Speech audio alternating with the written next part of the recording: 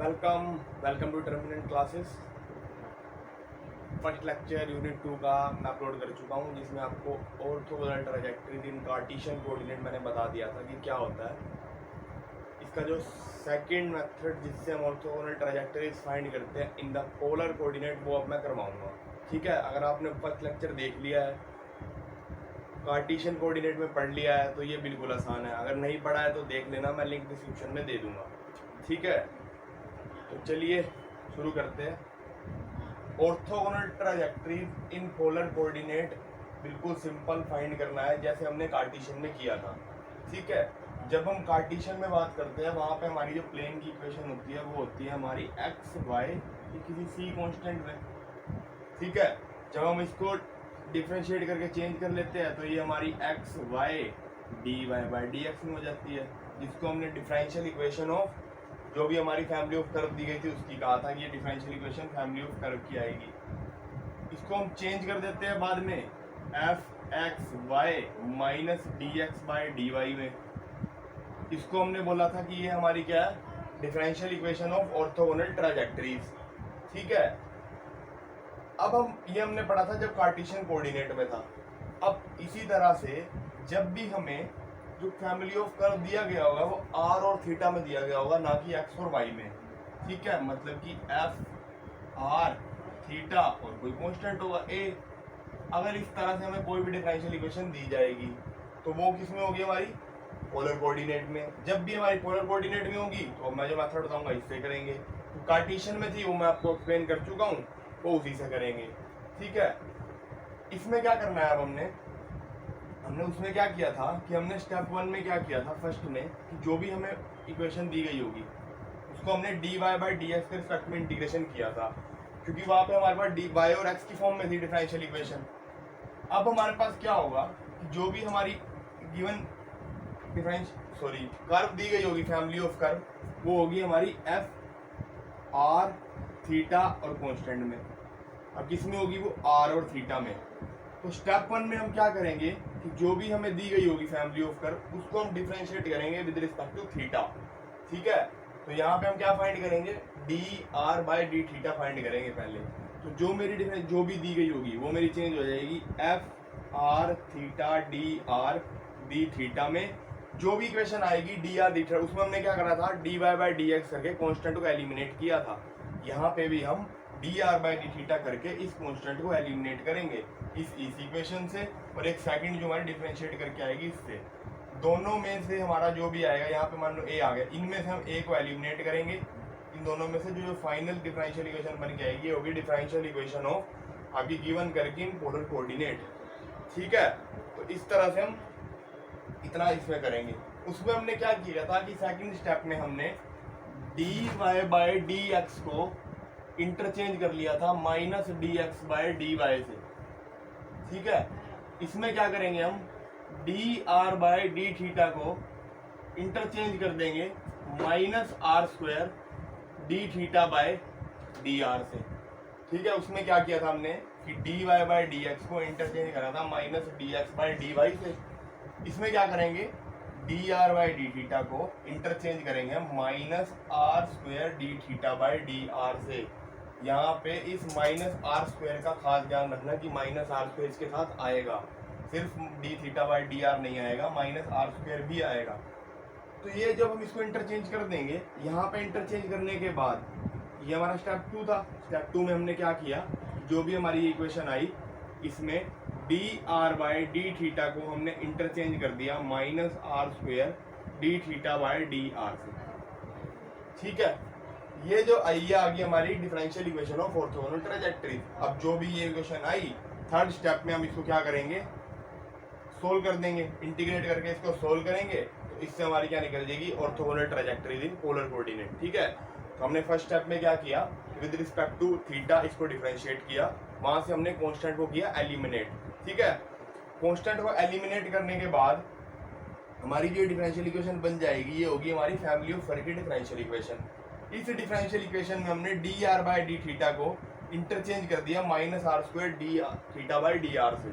इसको इंटरचेंज करने के बाद जो आपके पास डिफरेंशियल इक्वेशन बचेगी इसको आप सोल्व करेंगे। सोल्व करके जो आपके पास इक्वेशन आएगी किसी फैमिली ऑफ कर्व की, वो होगी आपकी ऑर्थोगोनल ट्राजेक्टरीज इन पोलर कोऑर्डिनेट। ठीक है, ऐसे हम इसको सोल्व करेंगे। अब एक चीज और ध्यान दो कि चाहे वो कार्टेशियन हो या पोलर, मान लो आपको जो भी इक्वेशन दी गई थी, ठीक है, आपने इसको सोल्व किया, ठीक है, मतलब आपने डिफरेंशिएट किया। मान लो मैंने आपको ये कुछ दे दिया ऐसे, कुछ भी x plus Y equal to A मैंने यहाँ दे दिया ऐसे करके, आपने इसको D Y by D X करा, क्या आ गया 1 D Y by D X. अब आपने क्या देखा कि कॉन्स्टेंट तो 0 हो गया, अब आप एलिमिनेट किसको करोगे? तो आपको कुछ भी एलिमिनेट करने की जरूरत नहीं है, चाहे वो पोलर हो या हो कार्टेशियन। यहाँ पे अगर कॉन्स्टेंट नहीं बचता तो आपने एलिमिनेट नहीं करना, यहाँ पे आपका स्टेप 1 खत्म हो जाएगा। ठीक है, अगर कांस्टेंट होगा तो आप एलिमिनेट करोगे, अगर नहीं है तो आपकी ये फाइनल डिफरेंशियल इक्वेशन आ जाती है इस कर्व के लिए।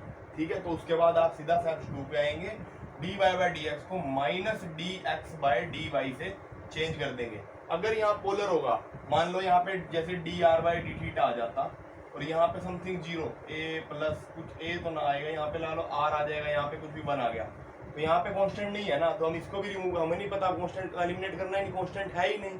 तो ये जो फाइनल डिफरेंशियल इक्वेशन आ जाएगी, इसमें डायरेक्ट स्टेप 2 पे आएंगे, हम क्या करेंगे minus r square d theta by d r.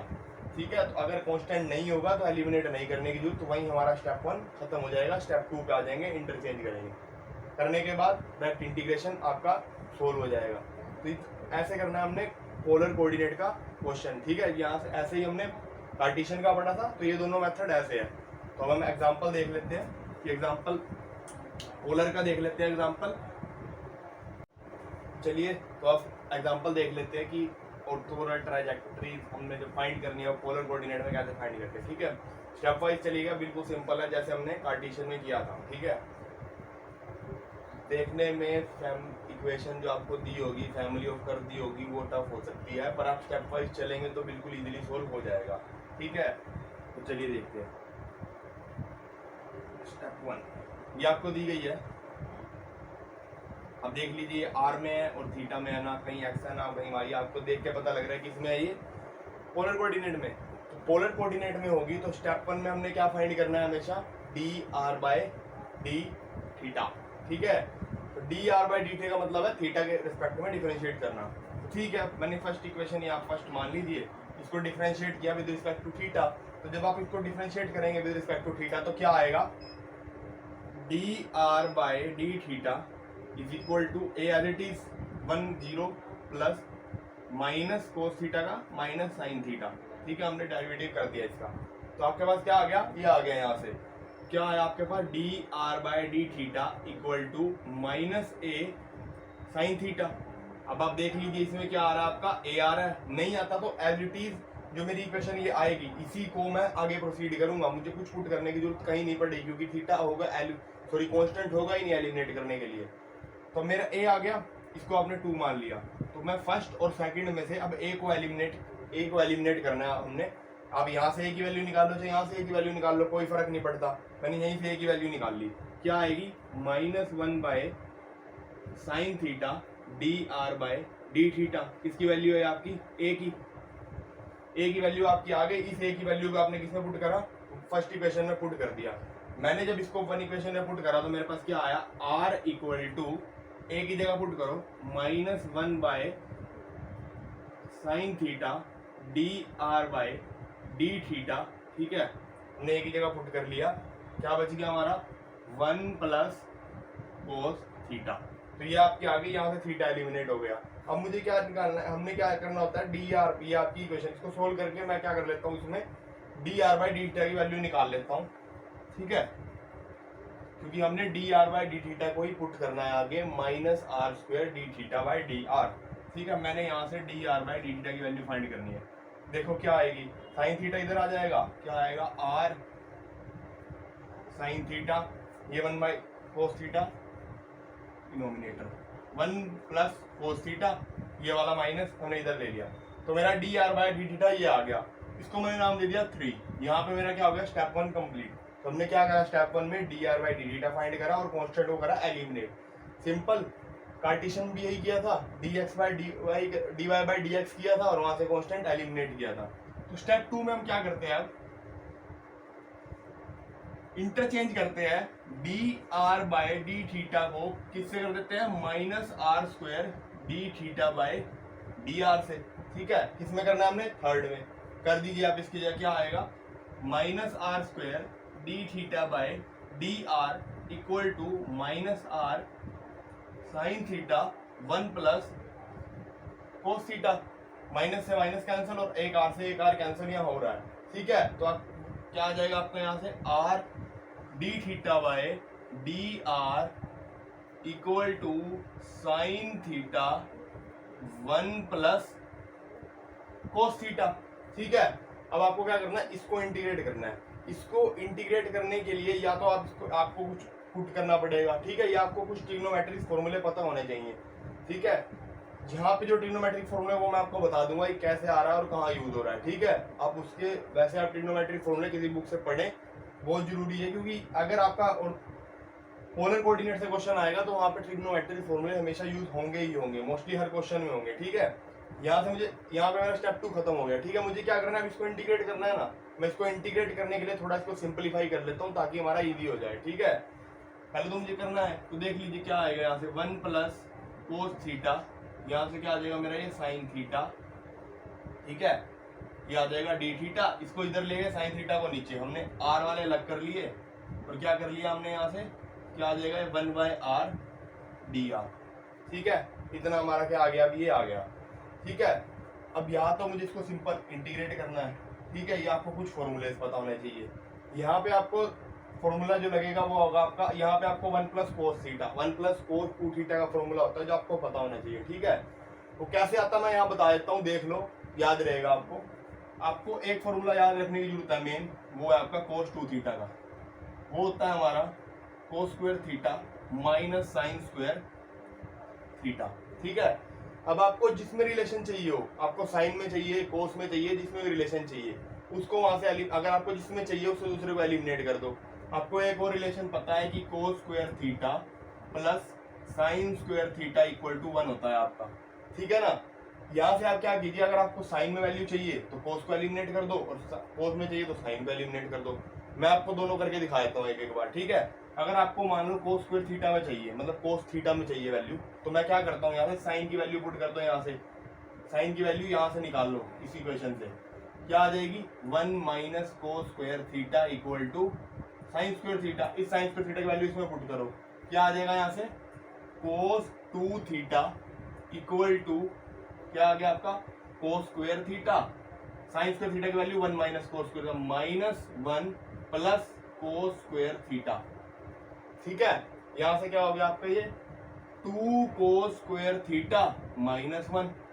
ठीक है, यहां से आपके पास वैल्यू किसकी आ गई, ये देख लीजिए यहाँ पे कोस 2 थीटा, यहां से सोल्व कर लो आप इसको।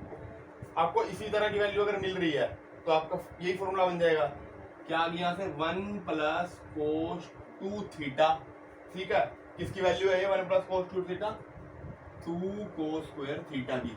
सिमिलरली आपको साइन में चाहिए तो यहाँ से साइन की 1 माइनस साइन स्क्वायर यहाँ पुट कर दो, साइन में आपको फॉर्मूला मिल जाएगा। ठीक है, अब मुझे इस फॉर्मूले की नीड थी, ये मेरा फॉर्मूला आ गया, इस तरह से फॉर्मूला आया। यहाँ पे आप देखो एंगल हाफ है, यहाँ पे 2 है, अगर 2 थीटा है तो वहाँ थीटा मिल रहा है, यहाँ थीटा है तो वहाँ कितना मिलेगा, थीटा बाय 2। ठीक है, यहाँ पे डी आर है। ठीक है ना, 1 plus cos theta, 1 plus cos theta को मैं क्या लिख सकता हूँ, 2 कोस स्क्वायर थीटा बाय 2। यहाँ से मैंने इसको यहाँ पे थीटा करा तो यहाँ पे मेरा एंगल क्या हो जाएगा, हाफ हो जाएगा। तो 1 plus cos theta 2 cos square theta by 2 मुझे मिल गया।